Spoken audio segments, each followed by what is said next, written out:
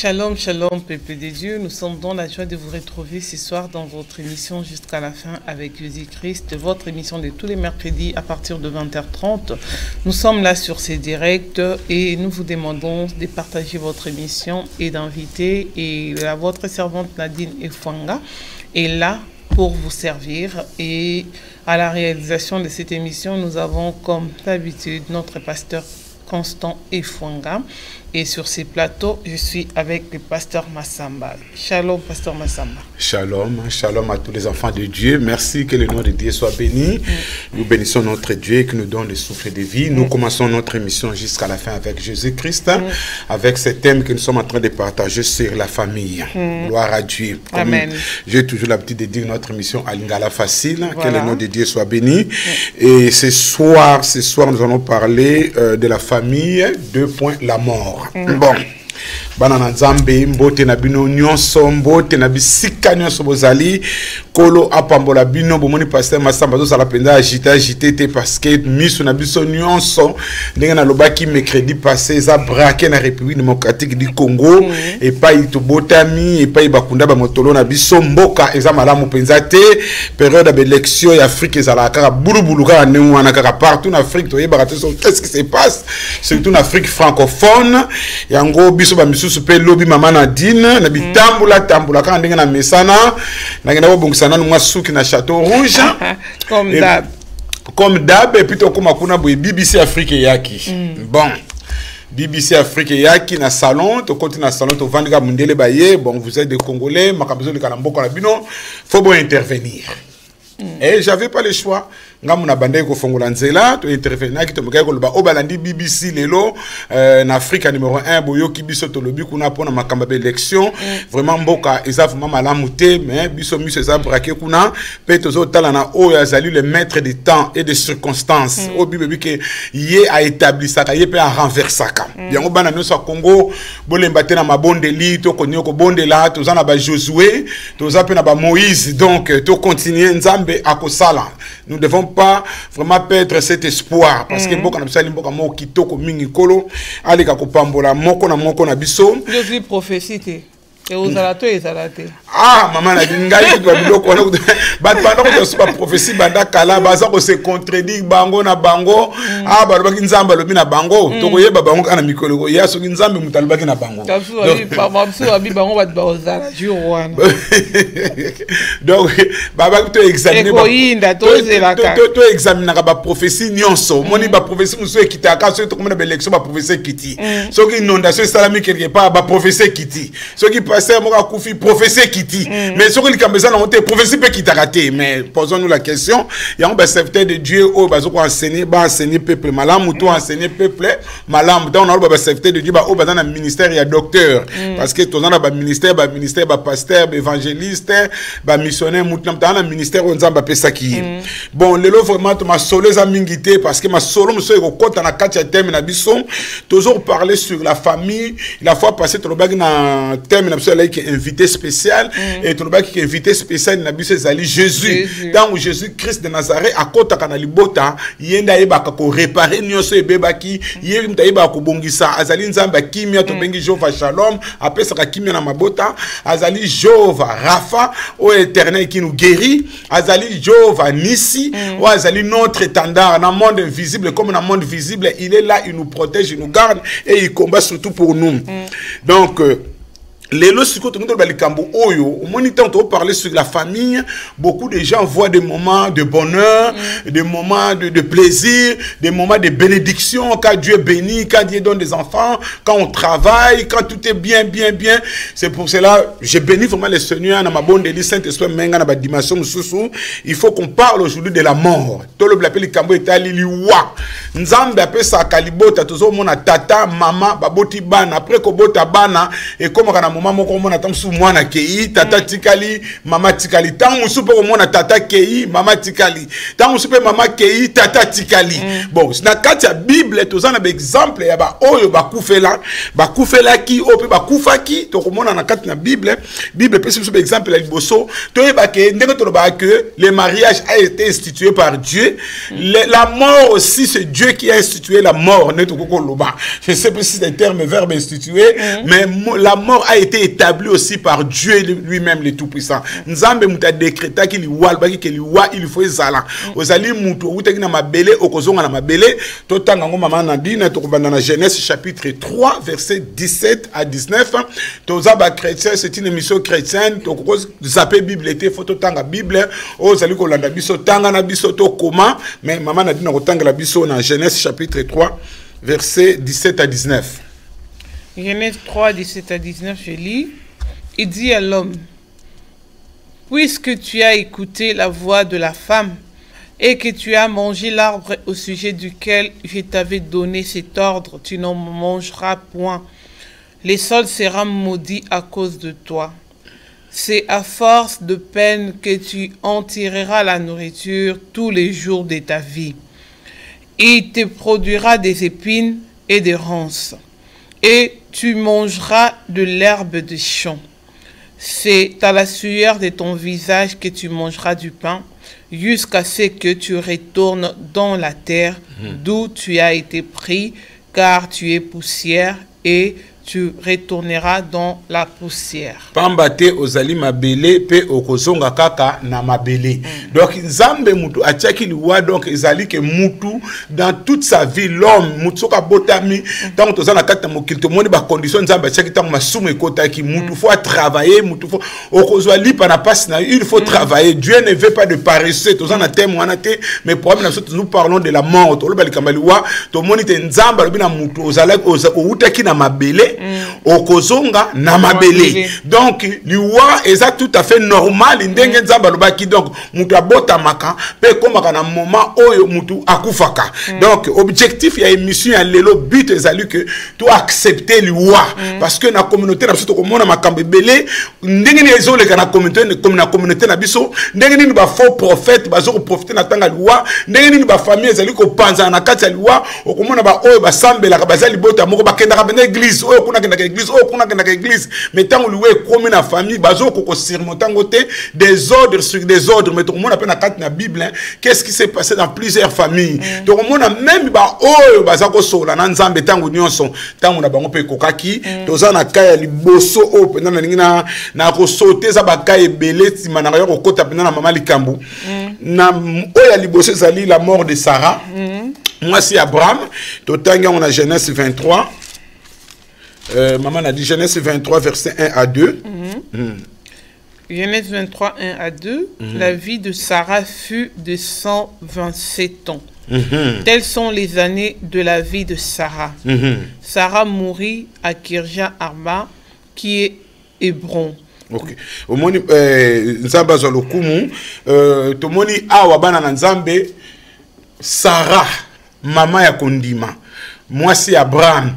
Oh batambola kina Abraham to yebi histoire wana mais awa bible bina bisoke mama na dina bisoko ba na verset 1 ba bina bisoke 127 ans. Non 127 ans hein? Oui, donc 127 ans. 127 ans moi sur aumela kina mokido aumela ki penza aumela ki sima anuna ki alembaki ndenge to mona bible ke abotaki mwana na ye Sarah ne comme exemple Sarah abotaki mwana na ye na âge nzambe ya Sarah ye kaka nzambe to sambela mais komaki na moment oyo Sarah atika ki penda mokili Bible bina que Sarah akufaki liwa ya Sarah na pe cimetière na ye Sarah akokisa mbula 127 akufaki na Kiriat Araba oyo babenga kape Hébron na mboka ya Kana Abraham alelaki mwasi na ye pe asalaki matanga donc tout le monde Sarah akufi donc Abraham aleli mwasi na ye donc tout le monde ba serviteur de Dieu ming pe bakufeli basi na bango liwa eyaka mais na mama likambu awa tozo mona ke Abraham atikaki mwasi na yete azalaki na mwasi ti alelaki pe mwasi na ye pe akundaki mwasi soko tanga na osote mama na dit na verset 19 tout en verset 19 bandeko bozole kanatanga liwa mateya oyo esunga bino na bandaku nzamba pesa bino kimia Abraham awa andimaki liwa ya mwasi na ye pe tomoni ki asalaki matanga ti na verset 19 elobi na biso nini. Après cela, Abraham enterra Sarah sa femme dans la caverne du champ de Mapéla vis-à-vis de Mamré qui est Hébron dans les pays de Canaan. Après cela, Abraham enterra Sarah sa femme. Abraham akundaki mwasi na ye.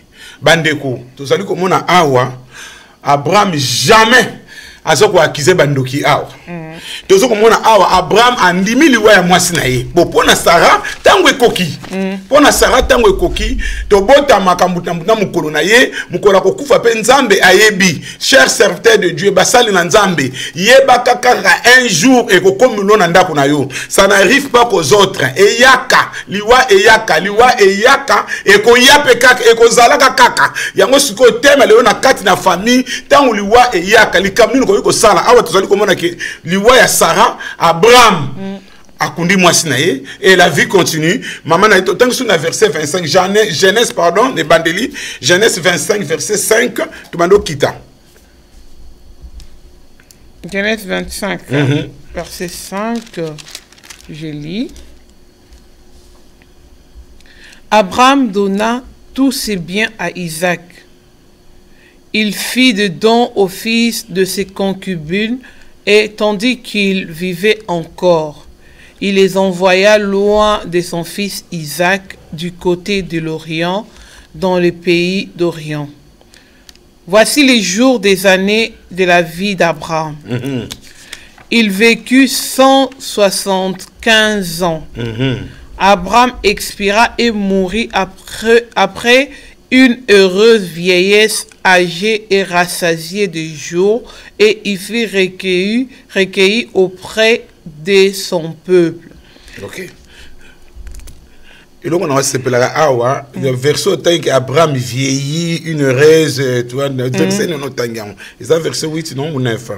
25 Abraham verset bana ya Isaac na bana na ye Isaac na Ismaël bakundaki ye na libulu ya mabanga ya Makpela oyo etalani na Mamre.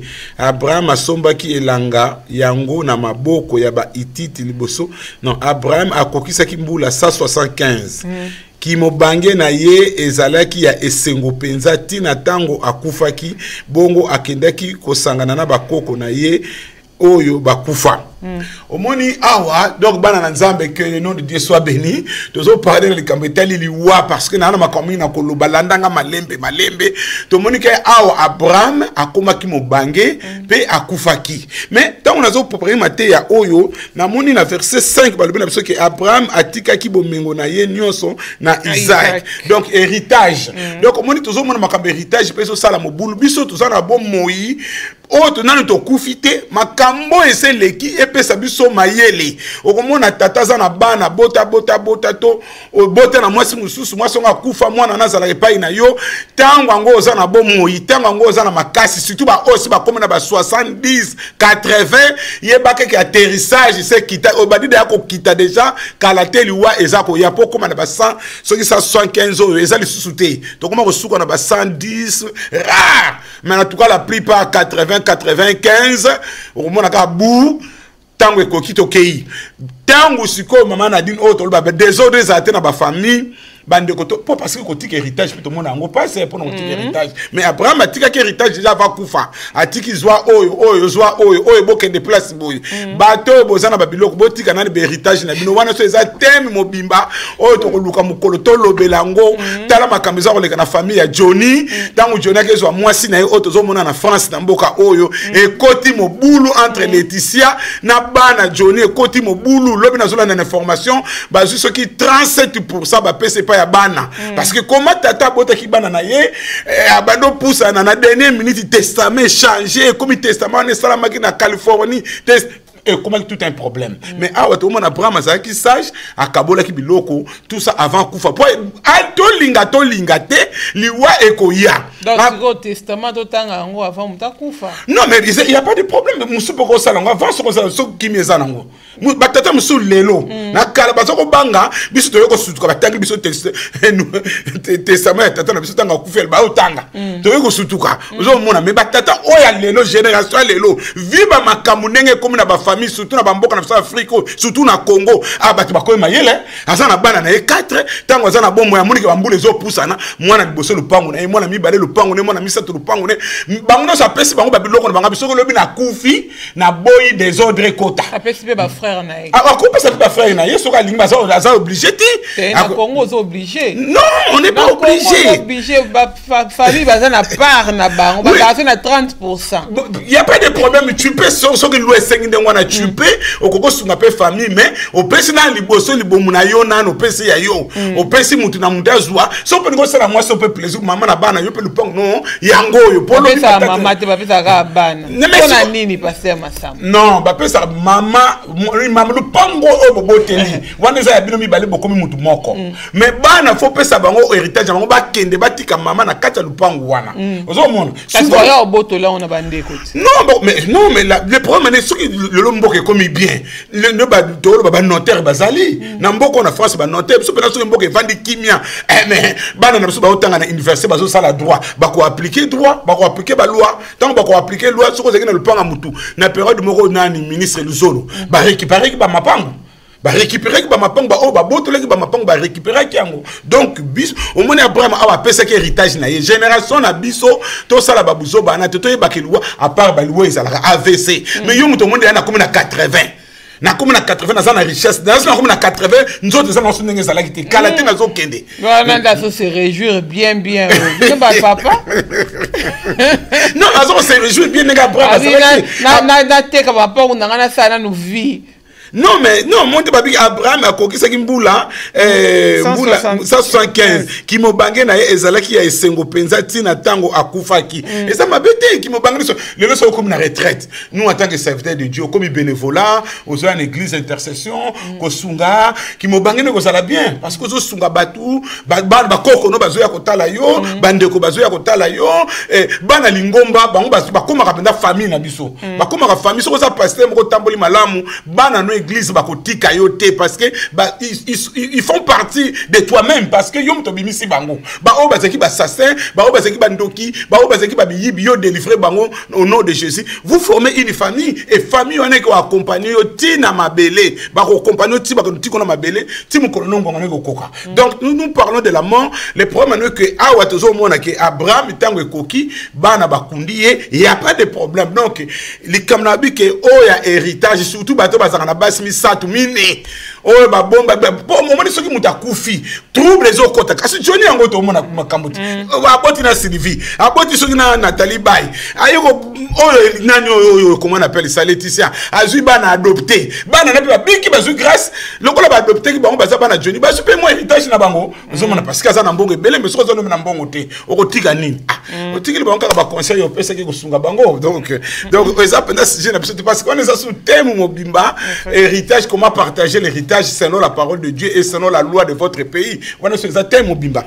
Mais toujours le parler dans les kambuka liwa toujours monde ba oye ba kufaki. To moni Sarah kufi, to moni Abraham kufi, to moni ke liwa utaki nzambe mutachaki liwa. Donc le problème nanga lelo to kokende ko matina communauté congolaise, qu'est-ce qui se passe dans notre communauté? Mais avant to kota na makambo wana to tala suka oyo sanga liwe ye moko ko changer ngope. To tanga na ezena de roi 2 Rois chapitre 20 verset 1 à 6 banana zamto OK malembe to OK malebo na ndapso soko lingo intervenir pe au bengi en direct na si réalisateur a retia numéro 2 Rois chapitre 20 verset 1 à 6 2 Rois 20 1 à 6. En ce temps-là, Ézéchias fut malade à la mort. Le prophète Isaïe, fils d'Amon, vint auprès de lui et lui dit: Ainsi parle l'Éternel. Donne tes ordres à ta maison, car tu vas mourir et tu ne vivras plus. Ézéchias tomba son visage contre le mur et fit cette prière à l'Éternel.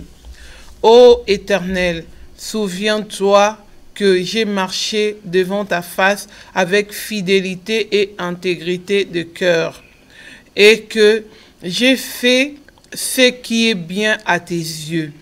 Et Ézéchias répandit d'abondantes larmes.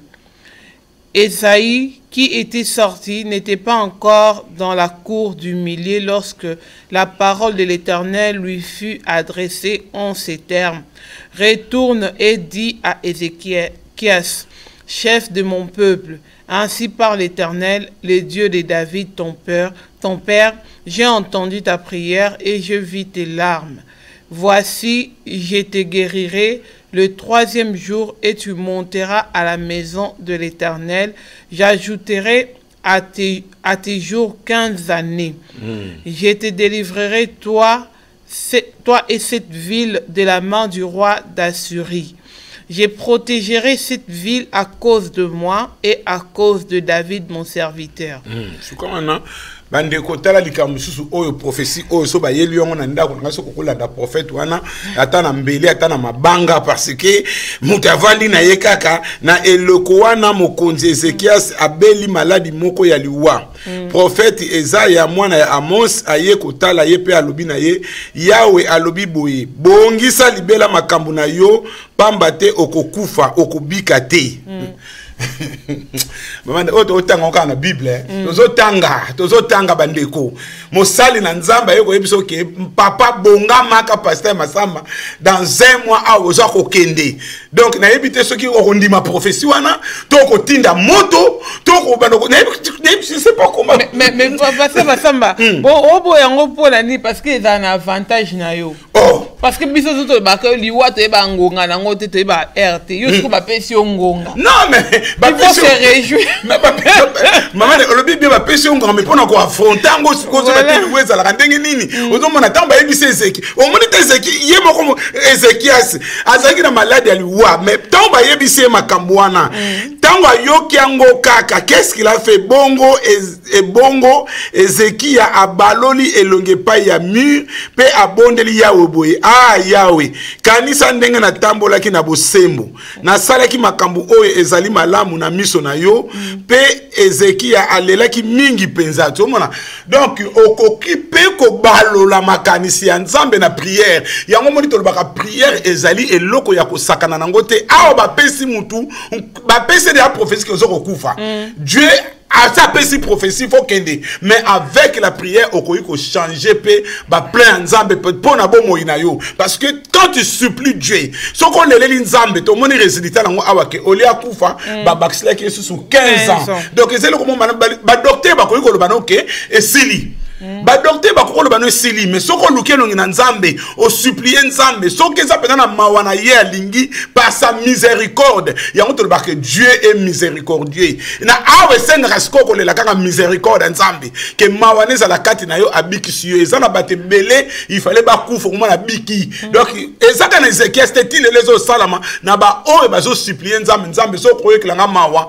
na o bas la ngata mikolo ko mona ka ba docteur ba ye mais obiki ndengeni donc nzamba pousse sur mikolo parce que oza sur une mission ko sala sur la terre donc to moni ke mutu oyo a changé qui peut plan parce que à côté qui na prière mais kufa sala ki déjà na ndako na ye kufa ko za na ndako na yo na décembre kufa ko za na ndako na semaine oyo mais soko za muta mabondeli nzambe na likolo ko intervenir parce que notre Dieu il est le même oya nzambe Ezekiel kaka yepe kaka nzambe to aliko sambela to ana nzambe musute à moins ko za na nzambe mususu le même Dieu que nous prions il peut changer l'histoire. Quels exemples tout le monde a David a couflé qui moana David peut aller là qui Absalom David aller là qui Jonathan par exemple les a ebelé à Koufa la famille dans ta famille la mort et ko yandeko o linga te liwa e ko ya ko lobate au nom de Jésus na chasango pasteur côté ya mate ya oyo nazo ko yebiso ke liwa ezala e ko ya o linga te ko ya yango libanda ko bonga makadesha mukole ko comme lo comment ko se comporter yango to kota ce qu'on a maman na likambo 3 sortes ya batu bayaka na matanga. Qu'est-ce qui se passe dans matanga na biso na communauté congolaise, même si nous sommes des chrétiens, même ceux qui ne prient pas, to kotala makamni ne lekana matanga na lobaka mbala mingi, rien de nouveau sous le soleil. Salomon lobaki likambo na rien de nouveau sous le soleil. O kasete likambo zo salmaka e salamaka kala et changer kaka forme. To lingi tota likambo oyo 3 sortes à bateau. Je crois que maman a dit, je bénis le Seigneur, biso ba serviteur de Dieu, surtout ba pasteur oyo. Bon, au moins to comme na tango ya ko imiter ba pasteur. Na ngina pesa conseil, cher serviteur de Dieu. Vous devez apprendre à prier. Mateya ezaka makamba ya intelligence à classité. Intelligence à classe ezali un des atouts e sungaka biso kaka poto yeba makomi mais mateya esenga ozala mutama bondeli mutu na kolele pa ina nzambe nzamba pesa ko ainsi dit l'Éternel. Au moins batay mingi le soko tel bien o azoko imiter tel pasteur o azoko imiter tel pasteur nazolo baboye pourquoi au moins li histoire o na ngina lo balelo to kufela kande ko na biso moko mwasi maman na biso Marie Claire mwasi ya papa tis photo tis photo c'est une certes mais ça na ngini mingi bananji li ti akufi donc comme ngana zalaki wana il fallait ngana terre et je priais le Seigneur na bi kolona côté ndengini bazaki belé je priais et le Seigneur m'a amené dans ces messages 3 sortes à batbaya kana matanga o bazaka na matanga ya Marie Claire. Je crois que tu as un prophète Mies a utaki Angola avec na papa félicitations pasteur parce que natanga ngombe na chaka ngokate ngabinga pe na zongo na nzela molimo mo santo sikone ngena la 3 sortes à batbaya kana matanga 3 sortes de catégories tant que la matanga. Qu'est-ce qui se passe? Au continent Jean 11, Otolobaki qui invité spécial tant que vous avez un problème, bobenga Yesu. Donc au monde on a liwaya Lazare, 3 sortes de matanga, 3 sortes de catégories. Qu'est-ce qui se passe dans ta famille? Tant que vous la kamakamuni comme la kayo, to tangi maman a dit Jean chapitre 11, tangi verset 1 à 4. Donc sauter mais on anda kutanga nyonso. Jean 11, 1 à 4, je lis. Il y avait un homme malade, Lazare de Béthanie, village de Marie et de Marthe, sa sœur. C'était cette Marie qui oignait de parfum le Seigneur et qui lui essuya le pied avec ses cheveux. Et c'était son frère Lazare qui était malade. Les sœurs envoyèrent dire à Jésus, Seigneur, voici celui que tu aimes est malade. Après avoir entendu cela, Jésus dit, cette maladie n'est point à la mort, mais elle est pour la gloire de Dieu, afin que le Fils de Dieu soit glorifié par elle. Amen.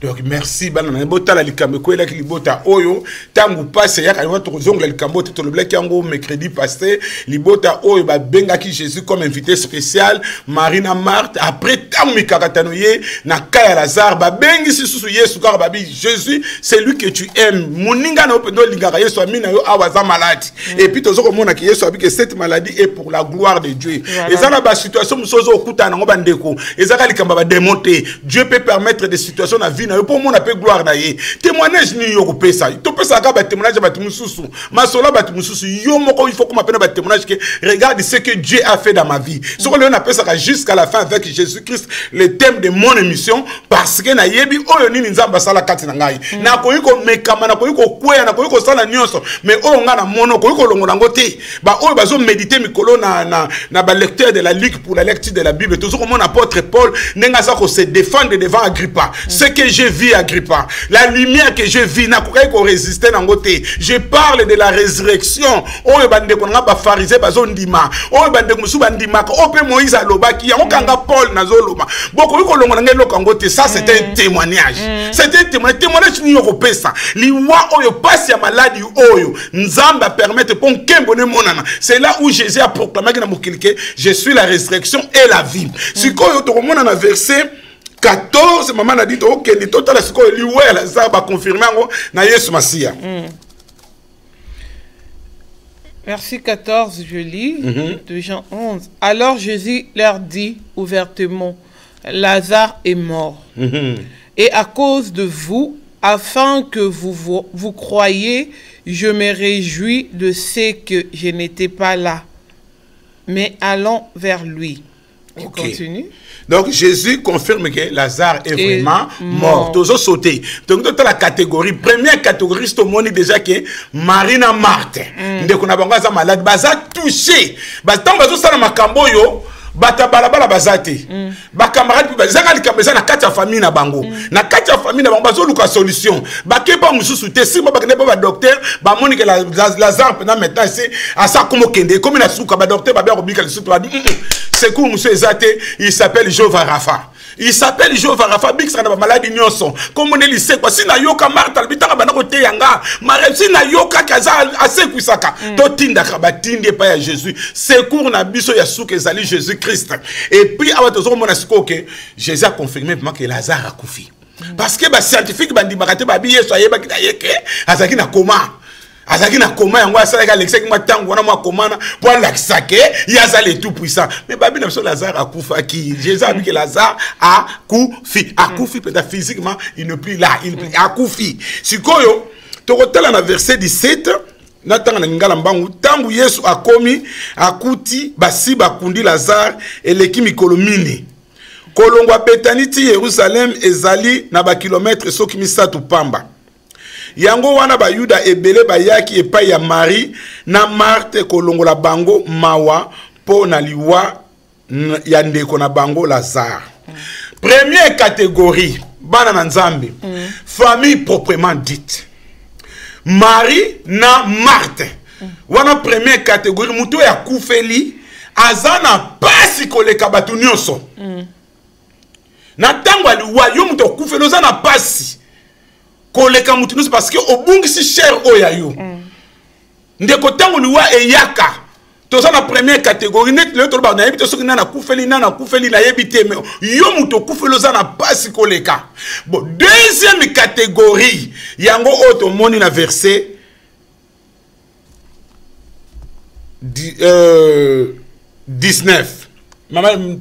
Verset 19. Deuxième catégorie. Beaucoup de Juifs étaient venus vers Marthe et Marie pour les consoler de la mort de leurs frères. Pour les consoler. Donc, on dit, et là, on dit, deuxième catégorie, la première catégorie, famille, Koufeli, Bazo Lela, Bazana Passi, Bazana Doulé, Mouteme Pasuki. Deuxième catégorie, et là, on dit, on dit, Sala Kanamatanga, ce qu'on a côté vraiment, na communauté, na biso congolaise. Et là, on dit, on dit, la Kamatanga, pourquoi on dit, la Kamatanga? Nemo Zoko Landanga na télévision, Sukoyo, Ozana Katia Matanga, ok, Sala ni na Matanga wana. L'objectif, babi, quelques juifs, verset 19 yango wana ba Yuda ebele bayaki epai ya Maria na Marthe kolongola bango mawa pona liwa ya ndeko na bango bandeko. Deuxième catégorie ndeko zala na deuxième catégorie oyo soko likambe kweli muninga tangu ndeko akufeli objectif na biso kokende ko consoler famille. Tant que tu consoler famille, tu es bien dans la culture na biso. Comme m'appelle moi cotisation. Comme ma cotisation exacte, maman n'a dit na mona ki méthode moko na Londres, na yebito soku na Londres bazo au continent comme na mona méthode comme sou na gisasa. Bat mi bazo ko critiquer bon memi ba ji boye na ko bon non maman ko tiel bosse bembo na fallait ba tiango ta pembeni. Moni boye na parce que bat ba ko kunda. Baza fatigué tant boya ba meli na Londres na mona ke na mona oh bat bazo ya matanga.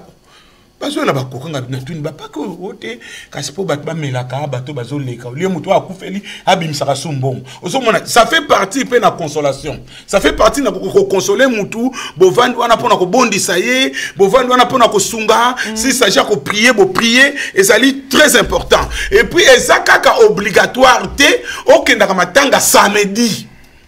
Surtout dans les chrétiens, penza au moment de na zomona na l'église, au moins 3/4 ya église dimanche bayete.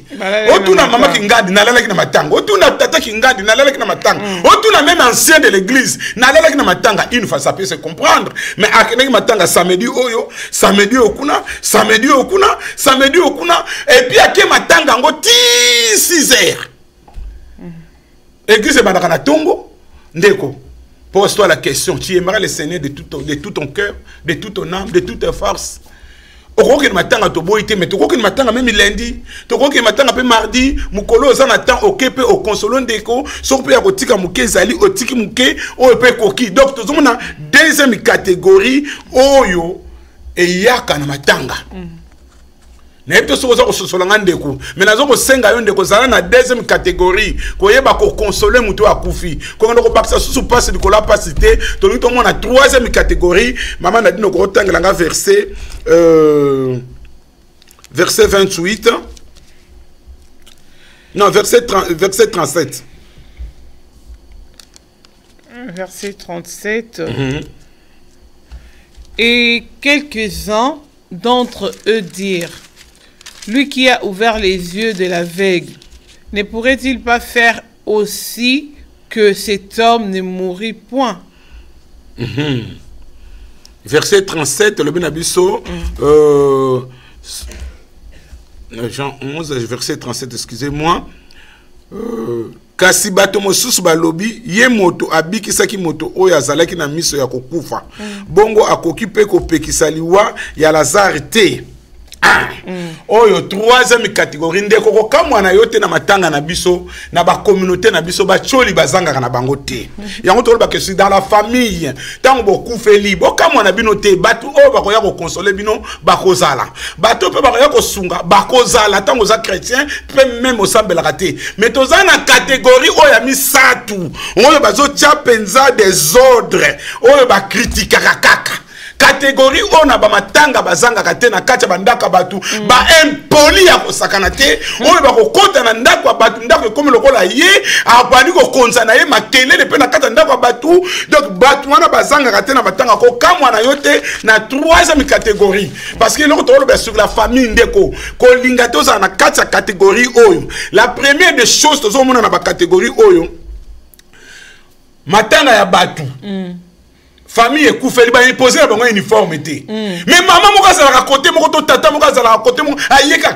ba koufeli suko ba uniforme si bo sombi ngamo na zuma kambango akeso ba uniforme awa na cour 9 awa na 5 € azoko defisa maman moko 30 maman somba ngana za na ta famille to sololi ba bi photo na taka couleur ce n'est pas obligatoire ce n'est pas obligatoire. Aye ko consolo te yaye ko teka na ye asombi na 5 azoteka na 30 azozwa 25 soka tekeli 50 mama soko mutu wana kufia yebani soka tekeli 50 mama za na combien na poche donc pona yebi bembe eza place commerce place ko tia des ordres bat wana bazanga kate biso mama tango mwana kufaki oh to comprendre te to monika balati ba uniforme bache ba photo to yi pamba utaki to yebi te to yoki ka balati ba uniforme balinga ki pe mwana mingi ye bon mwana kufi kaka bango na bango ba congolais ki chanter wana moka teki disque oyo monite la balio la oh balinga la balio la mbongo no se bungi mama wana mona gramu yibi alio la ngababo tena ko luka mama wana nakitu nga mama yo makama mbongo yo na biyo lek ngambongo ngana yembo abandone le lek mbongo te mwana nga kofaki ba ngabi ba biyo lembo ngakeluka su tato ayebisa nga trouble ko tata na bi ozamu yibi oliaki mbongo ke wapi mbongo ke wapi apesi bilambango bisekele ko bima abibilamba wana yo lobi sombaki ba photo yo check wana eza frère nani mutapesa ki don parce que yaza serviteur de Dieu bango na bango ba serviteur de Dieu apesa ki don donc yo osombia te loko moko te mbongo wana no soliango donc catégorie oyo bazana ba matanga na biso bandeko bo fongola misu na ba matanga ce n'est pas obligatoire batata ba uniforme bato ba yaka ko non ba yena ba ko lela te ba yena ba ko console te ba yeko chola bato yo bazanga ka tena matanga. Est-ce que matanga ngweza ki bien le ka ki bien nana système mama nazo yana bokisa ki bandeko bo fongola misu na ba matanga na bino bon fongola ba misu basa na chômage awa sedika zozo waka 300 azoko luka pa ya ko bakisaka mo ba 200 likolo so ka matanga moko ezali aye batu wana biso ba chrétien na banda ko tango tali ko kufa mama tala catégorie ba misusu ba yaka na matanga bazana batu na bango ba sibla boye biso to kulto chaka banzemwa nzambe omoni nenga na zabo nazo te ya kaka boye je fait da kufa la kiawa nazo ko te ya mama ka tali pasteur Masamba na mona kwa oh ça doit bien matanga ezalaka bongo donc finga ezalaka bongo na matanga donc soka bokoteka e bandaka na mari misamu soko ba cheka ka mari misamu okomona na ba chrétien babandi mari misamu azako yemba bien babandaka bongo mari misamu mwana mwasi kitoko azako yemba bien mais mobulu azalaki na ngwawa ebandi mususu azwi soko batiki mari misamu lombongo so batite mikolo Moïse mbi ndakara azo kokemba Moïse mbi yo pe mobulu baza ko lobangwana kaka bayena bango babosa ni kutu bayena matanga bongo taka bakotika nani bakesi koyo na ye moko rais waza ko rena na Congo bakesi simba mukonzi tamba ko simba mukonzi politique donc bakokota na oyo bakoti bayena bango ko consoliter bayena bango ka kolekisa tangu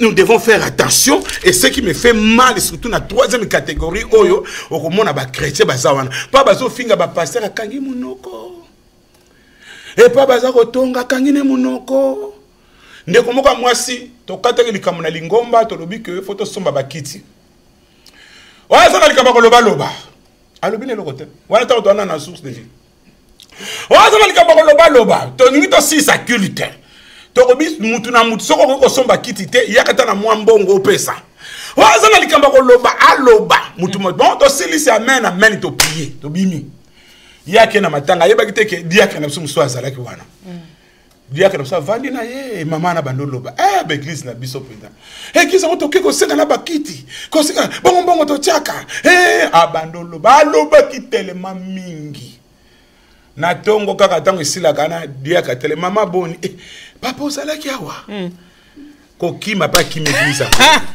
kokima ki m'église bande ko bana na nzambe to la muka troisième catégorie na matanga liwa ekoya mais quelle attitude tango keta la mutu ta la deuxième catégorie oyo ba yaki ko consoler biso bana na nzambe tango ko kende ko matanga ko consoler zala na maîtrise de soi zala na maîtrise de soi bandeko ko lié pe mikata batute bando ko lié mikate aussi mikato liongo bi sambu ma mikato sili sengo na matanga ndeko pose-toi la question non mais ba ça ba liake musu bazo doda ka musu ya moto ye mube sili kwa bandeko troisième ngana na tonda kanzambe Dieu m'a donné une force. Vous savez quand nous avons tant que de babisika ndengo na photo bonde la mu comme na bandaka te monga bi bon bandeko nzamba so le kum parce que la Bible nous dit occasion favorable ou pas nous devons prêcher la bonne nouvelle. Na mona na matamo tellement batonga ki na bango biso ba chrétien ba sili si biso le poste so oza makasité pasteur okokima ngana mona zuka courage ka bi bon totongi pe Marie Misamu mingi totongi pe sikonga pe na totonga na biso Yesu totonga pe Yesu moko oyo akota mwana kana Bethlehem ngana ninga totonga na biso to kotonga kana nzela liloba na yeka kana to kotonga Yesu na Bible mama na dina kangi miso na prier tango na banako teya tango na sisi ozaka pasteur papa ça pas otei bien nzamba pambolo penda matengo bien église za wapi c'est comme ça na kene sebe mususu ya famille ya Sasu na komi kuna regarde ta braza le pote ezo toka penza biso to kotika na le pote wana keke to no solo la makama ezanga kate troisième kabando finga ba serviteur levé ba nous comme mutu amemenga zo sala bango signe c'est pasteur bazo finga ba mona zu courage ngabi en français il y a ce mot exception. Ce qui est ma baza exception ezalaka na zupe bible na bano télé na tei ngaba na linga bisika ndengwana na tei chers frères serviteurs de Dieu nous devons proclamer le nom de Jésus nous devons proclamer le nom de Jésus liwa eyaki liwa ekozala ndeko ya mondeko okufeli awa tozoko mona te na liwa oyo bandeko Marie na Marthe ba accepter liwa ya ndeko na bango confiance na bango Jésus-Christ. Ba oyo baza ko loba ba kipaki bango te. Po bato ba lobaka, baza bato ba sombaka makamba famille ya bato. Bango de ba benga biso lobi. Marthe fongola misu. Mwana mubali moka bozane Lazare. Akokufa boyete, fokota penda na profondeur mama. Fokota penda na mozindo. Yaka pa mama prophétesse. Okomona akoyeba liwa ya Lazare mama. Fongola misu. Fongola ekisi bokeda. Passer masamba. Amona kate. Yo Keba Lazare awa bandimi liwana ye. Ti Yesu asekusaki ye. C'est là où Jésus a dit que liwa o malade o eza pour la gloire. Bande ko faut consoler ka to que na ko détruire ba foyer ba touté place à mariage comment place ya place à matanga comment place ko lingela ka ba ko sala ka ba mariage place ko sala ki ndumba toilette ba tu ko sala besoin na ko tiki pe mai pesa na ngoto tiki bande ko mais to changer comportement na biso to changer dans la famille il y aura des problèmes ba problème ko ya maman na pesa ka témoignage moko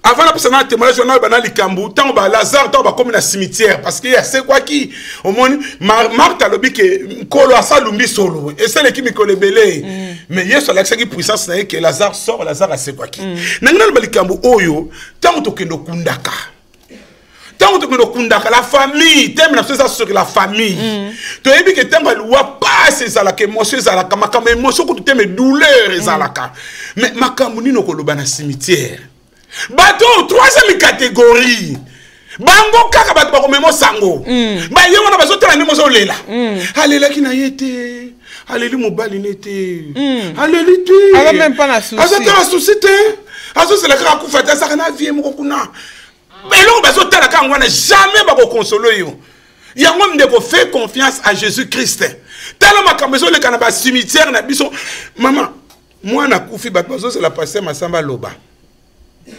papa na lubila ngelo kotena bika nzamba pesa ki nzamba zwi kombo ya kolezo lokumu esili na po bato bazo seno loba yango bande koto keba to wuti matanga awa mama na dina wuti matanga awa donc na Belgique to zonga lisusu na Belgique na wuti matanga bande konga na kundi bato ebele awa bakoma ko benga nga passer masamba yaka osala cérémonie na kesa la cérémonie na komi na Belgique kuna po bazo kunda na lobi ke tata muta koloba muta loba te tata ba maman ba somba makambo troisième catégorie pasteur azana bana na ye mwana fa loba ngabe ngamu na zo loba ba otala ba utu wapi ngo suso non ngabi ngam tata moi simba zakina simana na lito ipenda ko pasteur azana mwana fa loba ngabi bon siko mwana bando loba yoka na mwana bando loba mama awoke boye mache baluki to yakana ki boye ngam mama olingo kutana liburu olingo kota libulu ndeko mo wasanga bi na tuni olingo kota to yoka na kiboete mache baluki siko bato ba komi kirier mache baluki donc oyebili kambo ndeko to sabuto osonga na Bruxelles ba bengi singa passer zonga lisusu na Bruxelles donc na zonga lisusu bandeko tango to na cimetière keba makambo zo bimisa yango moni ba mindele ba komaka dans l'intimité familiale ba kokunda dans l'intimité. Parce que pas de kunda kama kambo ebele za la kaba chrétien to keba on a zolo bana bina expérience on a vivre vraiment na makambo na kutani na na vie et cette expérience makambo ngele kana cimetière ba pasteur pe lisusu boyo ka pe soni te na yesu ko pa na biso ba pasteur mais évangéliste soko moni na cimetière au kokate senga secours ba passer mi boyi makambeleka na cimetière azo ko bato ko bandela wapi akosukela wapi ndeko mwasi moka kufaki awa na Villiers wa mama Nadine pasteur Masamba c'est quelqu'un de terrain ndeko mwasi akufia na Villiers amibwaka ki tanga mibwaki ko gina madame yozo kene boyi lata teni mi bonga makaka ngabi mais baza na pasteur na bakabite mi bonga makaka mama Nadine na mi bonga mi to komi kuna Webi muto ba train ya tiete donc ça baby mais ba bongisa ki nzoto bien makamno so bien na ke na tali corps tout ça na tuni batei batei te pasteur zawa ye wana papa pasteur ozo zelani te na kusana cimetière ngabite cimetière esa place ba kundela ka esa place ça makamno se le kaka na mort yo si ça makambo na mort kuna to na ba 1h 2h entre parenthèses sous ba pasteur ba congolais boter ba 4h 5h sous so moni ba tu baleki bo changer méthode na bino. On notait à 4 heures. Ngabi pasteur teya awa. Ote papa to kenga maman na to comme na cimetière. Donc ils accueillent les deux camps, deux familles côté à moi na mobali na côté à moi si guerre muta kufa. Obi to comme na cimetière pasteur azaki pe sage. Obi a bois kela ngapena o bois kela. Bon to zapena pasteur Masamba za ya na biso azapena expérience mingi to tikeli makambo. Ozoka comme église yanga ite na yaki kaka zuanga pena te tant que bakato tikeli pasteur na bi Seigneur Saint-Esprit na lobanini Jésus a mis na dimension sur la croix. Jésus a pardonné les péchés. Et j'ai parlé de babito qui pour nous consoler.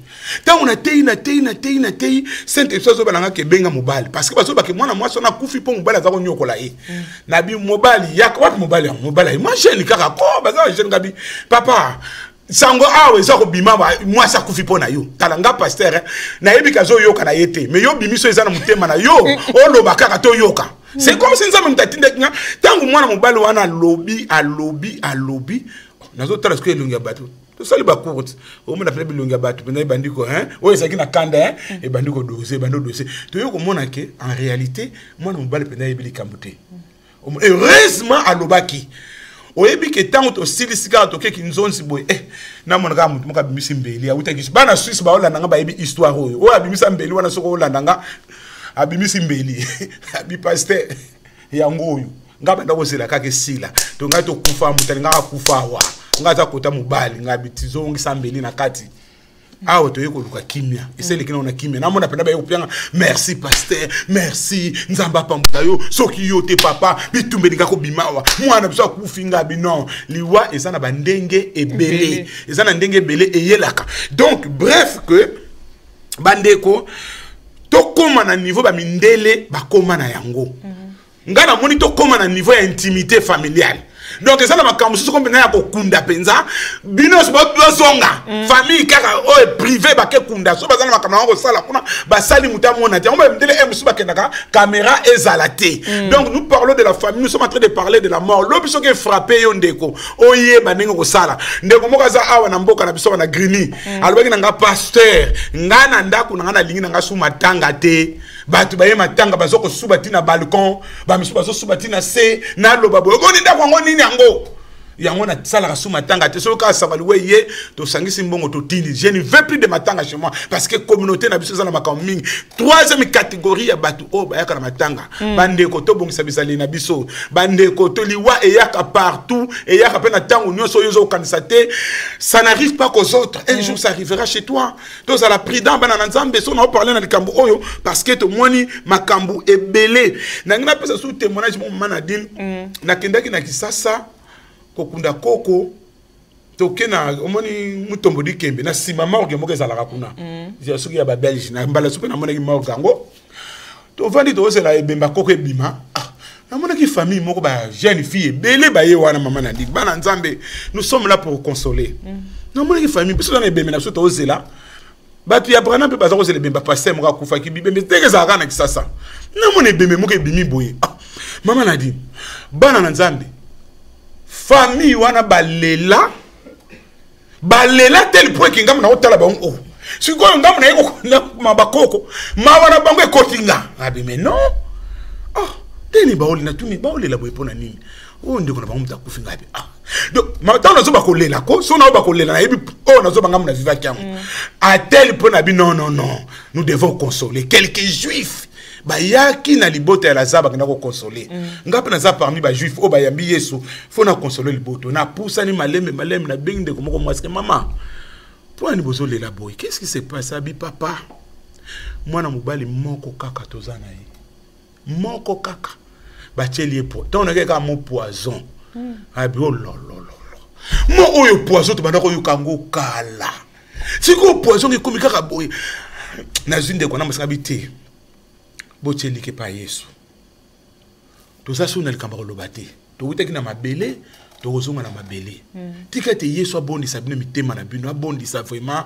na za toucher na uti France na yokunda koko men na lingina sunga bino to bondeli mwa muke wana na lendisi bango na moni sikoyo ke o na lobaki na ye a doze ko la penza et diminuer muke zo mona donc to zawana pona ko sunga tozana te pona ko panza bana na nzambe yango monike to komoke na suka bana na nzambe ndeko to bongisa babizale na biso to bongisa comportement na biso to komona matanga era matanga ekokinde ko zonga soko za chrétien zo na mateya oyo tango zo kena matanga bondela na ndako seigneur na zo kena matanga pesanga mayele na loba nini na sala nini donc yango monike mais to za espérance biso ba chrétien apocalypse maman na dino ko tanga apocalypse 14 verset 13 poto komoke na suka to komo citer total dans 6 minutes.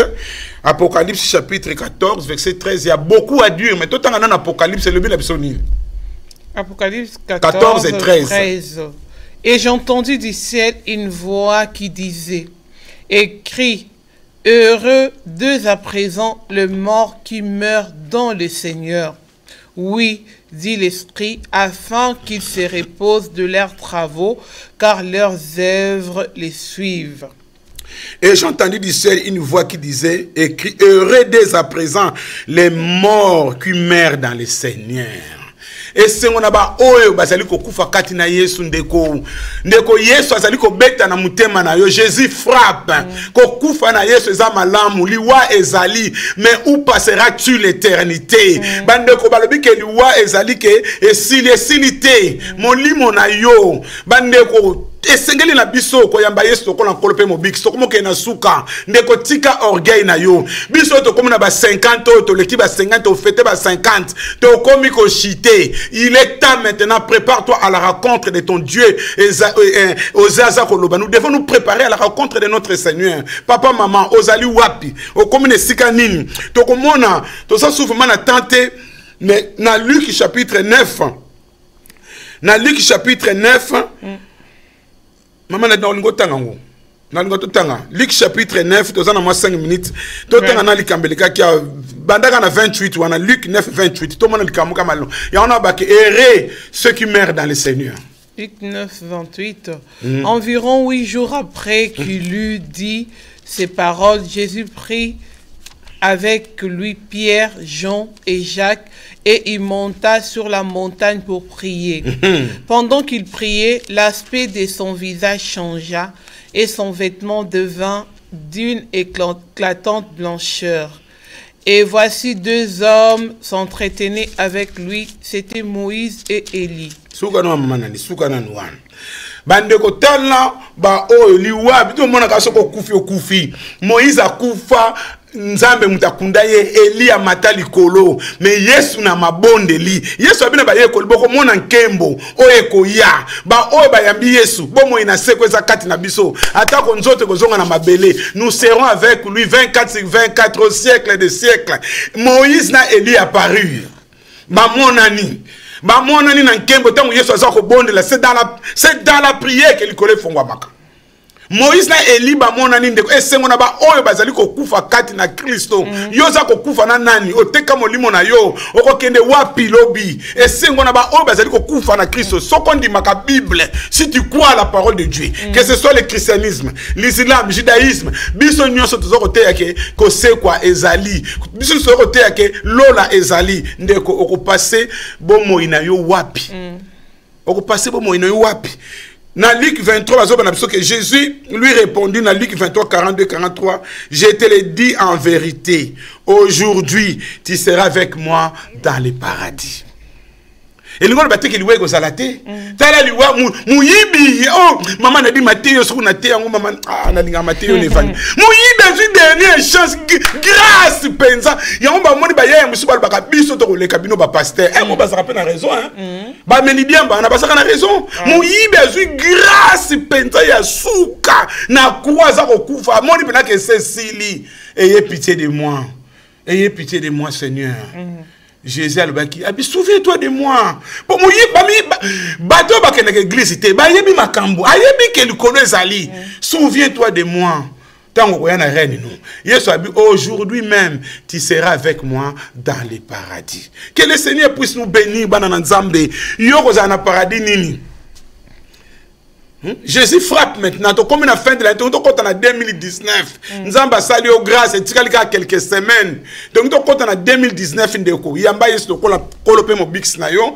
Il y a une religion, il y a une église, mais il y a accepte la personne de Jésus-Christ. Il y a des mutasala makambo. Et c'est mon aba oyo, bazali ko kufa kati na Kristo. Bande ko tikete nkola le ko pambola biso na mateya auto yo qui sur la famille, na kati na famille kufa ko ya mais comment to ko réagir. Kufa nyoso yaka na libote saka ka kindoki te tolongola makamba kindoki tolongola makamba ko akize batu tolongola makamba ko kanisa makanisi ba prophète na ba prophétesse so bozo ko ba makambo no so ka bandoki bino nzamba tala kana bino o bozo panzaka ba famille butu moi liwe normal les alaka lisusu te e ko sukela ka bino kaka mabe tika ete nkolo aleka ko pambola mama na dina ebite kuna na ba commentaire to comme na suka vraiment na ngina pesa banonce. OK. Il y a beaucoup de commentaires. Papa Bavon, Bazokoma, Bandeko na biso belé. Papa Bavon na kisasa. Bavon Kasongo. Bavon Kasongo. OK. Papa Rigobert, Yolande Dundu. C'est belé, hein. Frère Brice. Bazokoma. Zamba Zalo merci, que Dieu vous bénisse. Bolanda biso nyon son kola pambola bino. Boye ba kenakata ba famille na biso makaminge koma kana église pe koma ka pasteur pa ko kufa pasteur soka kufi ngonge koki asali masumute ngonge koki akoki akeito zape na kaya pasteur na biso kufi to le blanc tout à l'heure awa nzambe vraiment apambola bino nyon boza musika biso tozali batu assemblée évangélique la fraternité. Baï pasteur Massamba Zadi côté à Sangmalam et l'on équipe Mobimba tozana Argenteuil 16 rue Ambroise Croizat na ville Argenteuil tozav ma plus na Val d'Argenteuil soko yo kotala biso kita na gare ya Val d'Argenteuil ko la ko pambola bino to bonde la mingi pona mboka na biso Congo to limbate to konde ko bonde la il est le maître des temps et des circonstances tozana na patience nzamba ibi o ya ko sala ya minene.